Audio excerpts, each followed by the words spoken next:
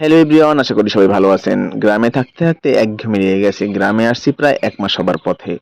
তাই ব্যাগপত্র নিয়ে একটু বের হয়ে গেলাম। প্রথমেই হাঁটা ধরলাম। তারপর একটা অটোতে উঠে বসলাম। অটোতে উঠেই গ্রামীণ পরিবেশে গ্রামীণ গাছপালাগুলো দেখে খুবই ভালো লাগলো। গ্রামে আসলে এরকমই, রাস্তা দিয়ে গেলে চারপাশে প্রচুর গাছ দেখা যায়। অটো থেকে নেমে উঠে পড়লাম একটা বাসে। বাসে উঠে দেখি সিট নাই। একদম পিছনের সিট খালি। যেয়ে বসলাম। দাঁড়িয়ে থাকার চাইতে পিছের সিটে বসে যাওয়াও ভালো। কারণ দাঁড়িয়ে গেলে খুবই কষ্ট। তাই পিছের সিটটাই বেছে নিলাম, আর কি করার। তো বাস থেকে নেমে গেলাম, দেখলাম সামনে নদী। ফেরি পের হতে বাসের অনেক সময় লাগবে, তাই ট্রলারে নদী পার হব। আর এখানে এসেই মনে পড়ে গেল কদিন আগে দৌলতদিয়া ঘাটের কথা, কিভাবে বাসটা ফেরি থেকে পড়ে গেল। তো ট্রলারে উঠবো, ভাবতেছি বাসে গেলে অনেক সময় লেগে যাবে, কারণ আমাদের বাসের আগে প্রচুর বাস সিরিয়ালে ছিল। কমপক্ষে ২টা ফেরি পার হলে তারপর হয়তো আমাদের বাসটা উঠতে পারবে। তাই বাস থেকে নেমে ট্রলারে নদী পার হওয়ার জন্য বসে পড়লাম ট্রলারে। ট্রলারে উঠে ট্রলারের চারপাশে খুবই ভালো লাগছিল, আর পাশে একজন সুন্দরী রমণী পড়ছিল। ইস, আজকে যদি বউ থাকতো তাহলে এভাবেই আমার পাশে বসে যাইতো। কি আর করা, ভাগ্যে নেই। তো নদীতে বসে নদীর চারপাশের ভিউ নিতেছিলাম।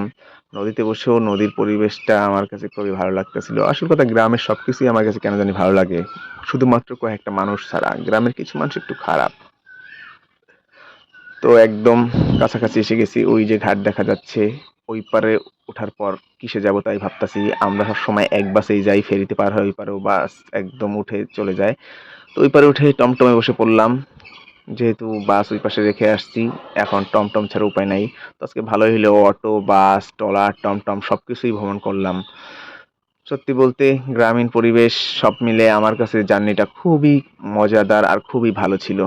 তো দেখতে দেখতে আমরা চলে আসলাম বরিশাল শহরে। বরিশাল শহরে আসার পর রিক্সা নিলাম। অনেকদিন রিক্সায় ঘুরি না, গ্রামে সাধারণত রিক্সা থাকে না। বরিশাল শহরে ঢাকার মতোই রিক্সা আছে। আর বরিশাল সন্দরটা কিন্তু খুবই সুন্দর, ঢাকার মতো এত যানজট নয়। সব মিলে আমার কাছে মনে হয় বরিশাল এমন একটা শহর, যে শহরটা আপনাকে আধা গ্রাম আর আধা টাউনের ফিল দিবে।